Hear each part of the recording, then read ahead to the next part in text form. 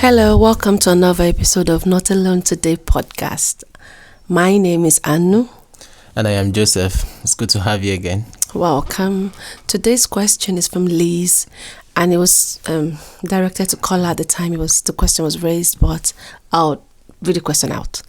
Okay. It says, Sir, how does a lady overcome lustful desire coming from a married man, especially from someone she trusts so much and can't ignore?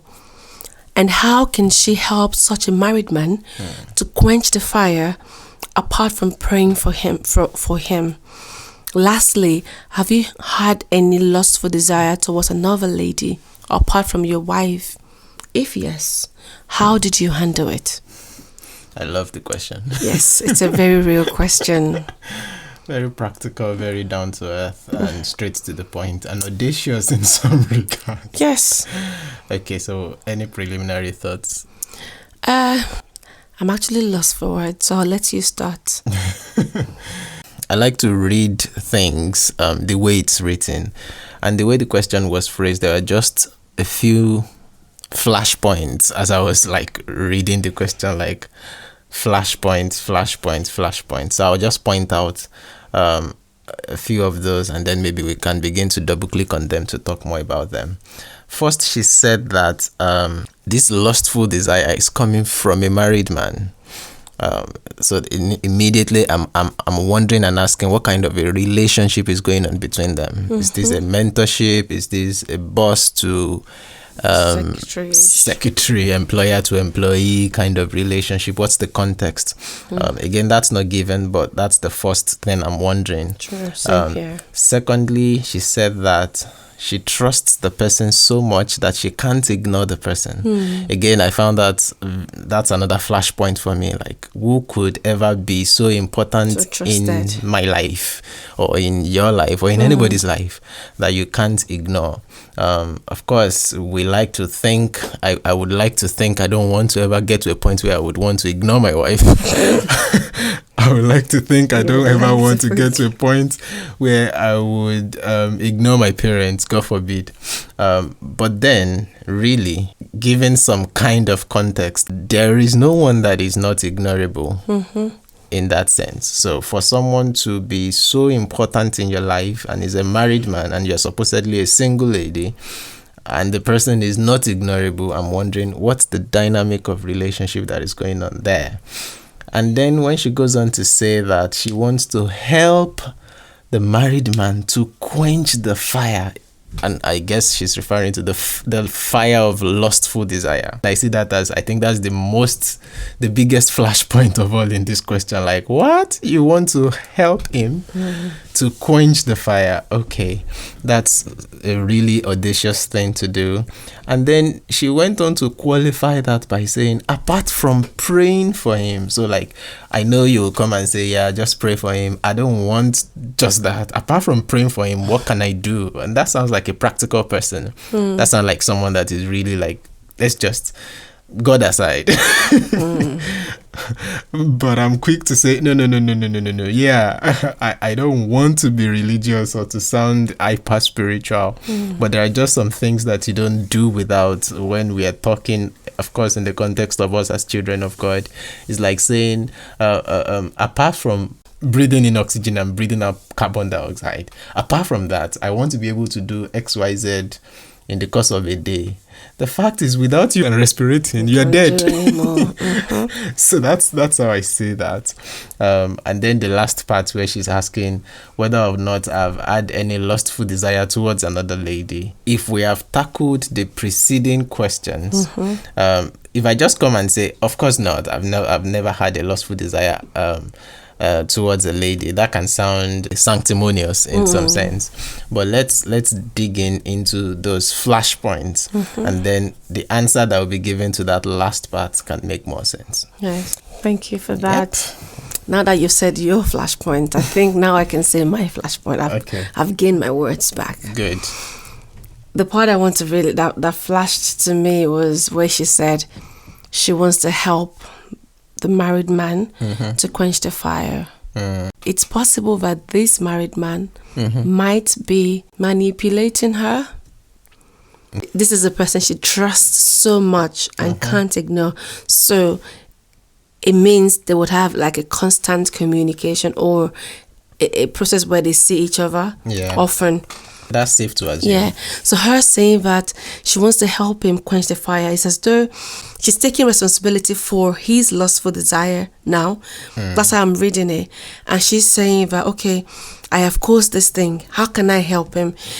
And you know, dynamics of a man to woman relationship, especially someone you like, when they say things to you often, it becomes your own rhetoric, so to say. It becomes your reality. So I'm just picking at this point to say that it's as though she's taking the lustful desire the married man has towards her as her responsibility to quench. And the other flashpoint is the last question where she said, have you had lustful desire towards your wife, towards another lady apart from your wife? Is to also say that no one has lustful desire to their wife. No godly man would have a lustful desire to their wife. They are married anyways in holy matrimony. That's right. So the holiness has taken the lustfulness away and it becomes a holy desire. So just to clarify, Liz, it can't be a lustful desire. You can only desire your wife purely because she's yours, and you can only desire your husband because he's your husband. Okay, now let's start from the flashpoints you raised. Okay. I think we've set the. It's almost like giving a course outline. Possibly. So how does a lady overcome lustful desire coming from a married man, especially from someone she trusts so much and can't ignore? Like we said, again, we don't know the context of this relationship.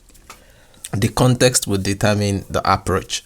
If, for instance, we're talking of an employee to employer setting, which seems unlikely from this question, but if that's the case, I believe that every organization has got a sort of grievance procedure that you follow, or whistleblowing system or structure in place to report things like this. You don't go all cultural. I don't want to embarrass him. I don't want to bring him shame. I don't want to be the reason for his downfall at the detriment of your own safety, of your own sanity, of your own mental health, of your own even job security.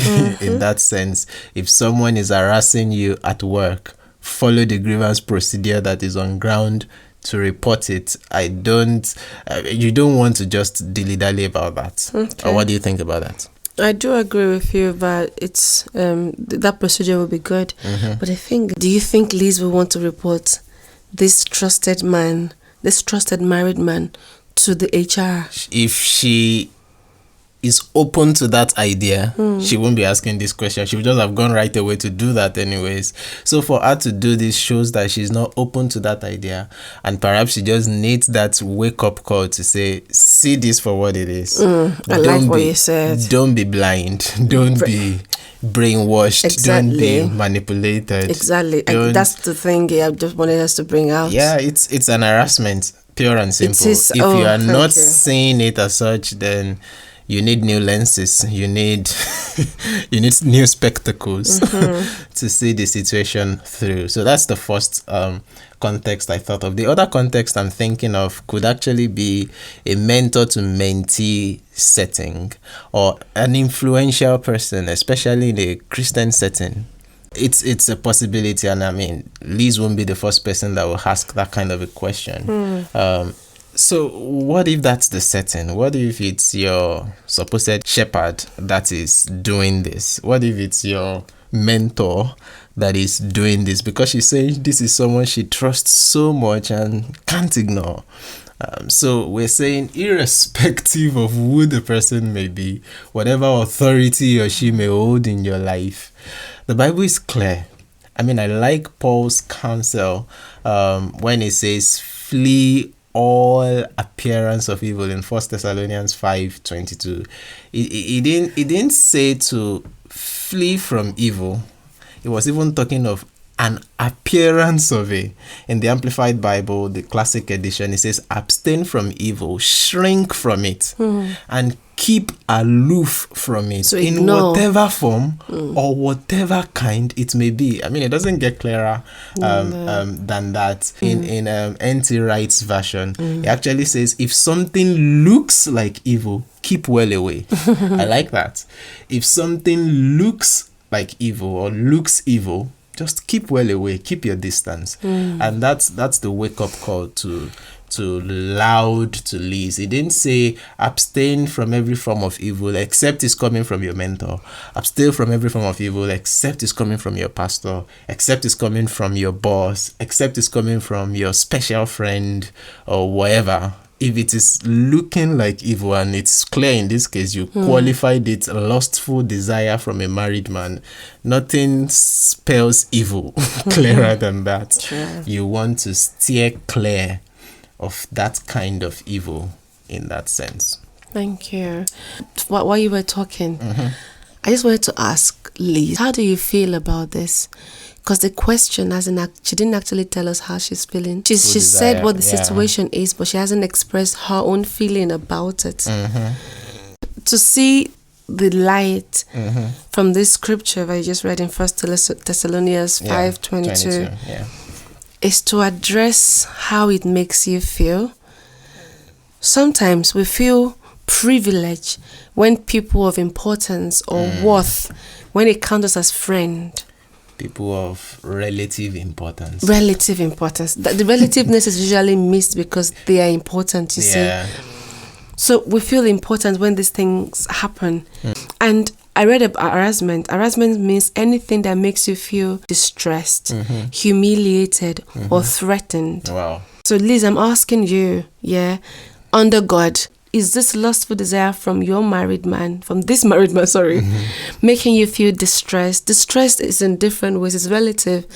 I'm taking the question in itself as an evidence of the fact that she feels uncomfortable about whatever is going on. And that makes it an harassment. Yes. But God is saying, Liz, stay aloof from this kind of evil. It is an evil.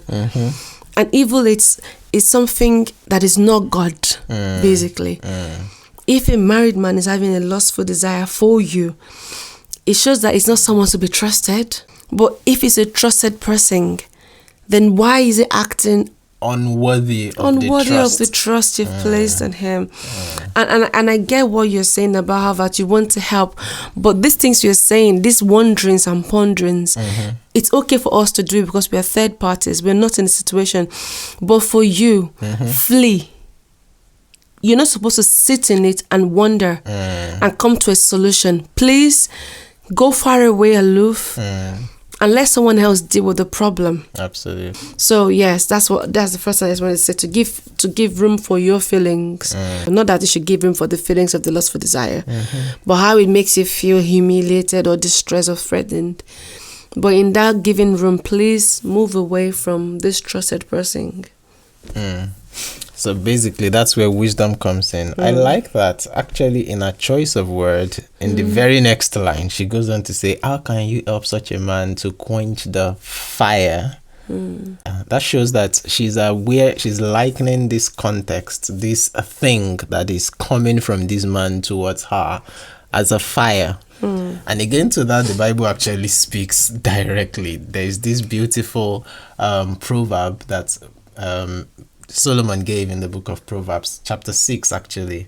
Verse 27 specifically says, can a man take fire to his bosom and his clothes not be burned? I mean, that's a rhetorical question. You cannot carry hot coals against your chest without burning your clothes. Oh, I'm actually glancing at the Passion Translation. It says, for how can a man light his pants on fire and not be burned? It's the point. So the few times I've had to do like a fire hazard or risk assessment kind of training, one of the first points they stress is when there is a fire, like especially a major fire, and you are not trained to do that, you are not a fire service man, you don't have the gadgets, the first thing you want to do is be safe.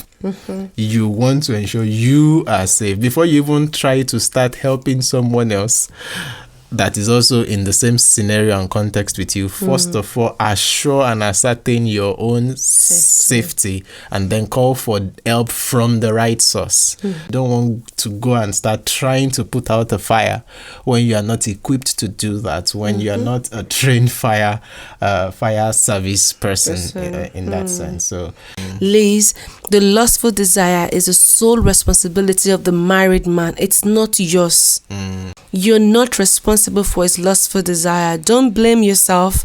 Don't take his own faults or his own shortcoming as your sole business to solve. It's not a puzzle to be solved. He might have given you options of other ways where the fire can be quenched. He could say, oh, if you touch me this way, you don't really have to have sex, and it would quench the fire. It's not just about sex, Liz. It's about who you are. You're a royal priesthood. You're a peculiar person. You're a city set on the hill. So let him carry his fire and let him be burnt. Some helpers are for some seasons. So maybe this is the time for you to just stop the relationship and move on. And God would bring someone else, someone safe and okay and godly and God pleasing to be in, not something you're afraid for your life. Yeah, that's really profound. To land this, so she says, how can you help apart from praying for him? We've actually touched on that, but just to double click on that again to say, actually, if there's any help you can render at such a time as this for such a man, is the kind of help that you can render from a distance.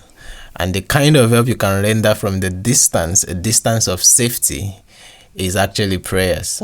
If there's anything you don't want to do without now, it's prayers. And actually, to start with, that's praying for yourself. And then for the person, for the man, just trusting the grace of God to locate him in a way and send him the kind of helpers or the help that he needs, which you are not able to offer. I mean, at the end of the day, irrespective of whatever it is that is doing that is evil, we're still persuaded of the fact that here is a soul that God is interested in. And if God is interested in the man's soul, the way to go is to continue to talk to God about the man's soul, and let God do that which he alone can do the way he wants to do it. Actually, if you have started from that place, if you have started from prayer, if you've made prayer the first point of call, maybe this question might not even have come up, in the sense that perhaps God would have given you specific and clear instructions. There are very many other people that have also had to engage, and they've spoken about how God led them in this kind of context in ways that are actually sometimes audacious, but because they know who is leading them, they acted according to the script. And of course, the harassment ends, they're free and better off for it, and they can keep their testimony. So I'm saying, if there's anything not to do away with now, it's prayers. Lastly, have I had any lustful desire towards another lady apart from my wife? The answer is no, in the context in which that you've asked. One, like my wife has said, what I actually share with my wife is not a lustful desire. It's a pure and holy passion. It's a magnificent obsession that is pure and sanctified and godly and beautiful, and I love it. That said, I actually think that men like this man that you're asking about are suffering from chronic blindness. And when I say that, I mean Proverbs 18:22, I believe, where that says, he that finds a wife finds a good thing and obtain favor from God. Time will not permit us to begin to unpack every layer of that scripture. But the fact that wasn't qualified to say, if you find a wife that is XYZ, if you find a wife that is size 8, or if you find a wife that is size 2, or if you find a wife that is this height or this, he that finds a wife. So for the man to be married, I'm assuming he has found a wife. Necessarily, he has found a good thing. But very many times the devil prevails in blinding our eyes to see the good in the wife that God has gifted us with. And so actually part of the prayer point is for God to open his eyes to see what he's got. Because once his eyes are opened to the treasure that he has got, every other stone out there fades in value, and you owe that which you've got in high esteem. And so, I haven't been in that case. And the reason why I've not been in that case is, thank goodness, by the mercy of God and his grace, not because I'm that smart or that holy or in and of myself, but because the grace of God helps me to continue to see the pricelessness and the inestimability and inestimableness, choose one, of the gift that he has given me. I can't trade that for any other thing. And I'm praying that for every potential husband or husband that is listening to this, that the Lord will give us that perpetual clarity to appreciate the wife that he has given us, that we continue to enjoy the wife of our youth, and that they continue to be valuable increasingly. I mean, I found that in my own experience, that actually each and every day the value increases. Like, I see things I've not seen before and I'm like, oh my word, how blessed am I? Not because she's sitting beside me actually listening to this, but because it's the truth. And I'm hoping that when your man comes, Liz, if he hasn't, your own man, you can actually share that joyous pricelessness with him as well. Any concluding thoughts as we wrap it up? My concluding thoughts to Liz is actually to all of us, to be very, very candid. It's not really safe having an opposite sex relationship, especially with a married person and you being a single. That's right. I know that with us, Kala, you have some single ladies that you're friends with. But the thing is, he's friends with them, but I know them. Absolutely. And I am part of the relationship. From the sound of what Liz is saying, she hasn't mentioned the wife at all. So I'm wondering, how can you have a married man you trust so much and can't ignore? That means you're always around him and you don't have the same relationship with his wife. You're going to be married one day. I would like to know what my husband is going through and act out to help him. So there's that. And there's to us out there, if you're in an inappropriate relationship and you're getting too much attention, please say something about it. Let the other party know. Like, let us break the devil's back by not keeping these things secret. And let's shed light on what's inappropriate so that God can minister to all parties involved and resolve things amicably. Amen. Yes. Amen. Thank you very much. I think that's, it's been an interesting question, and I hope Liz gets a response from this. And if by any chance Liz has asked this question on behalf of someone else, apologies that we assumed hastily.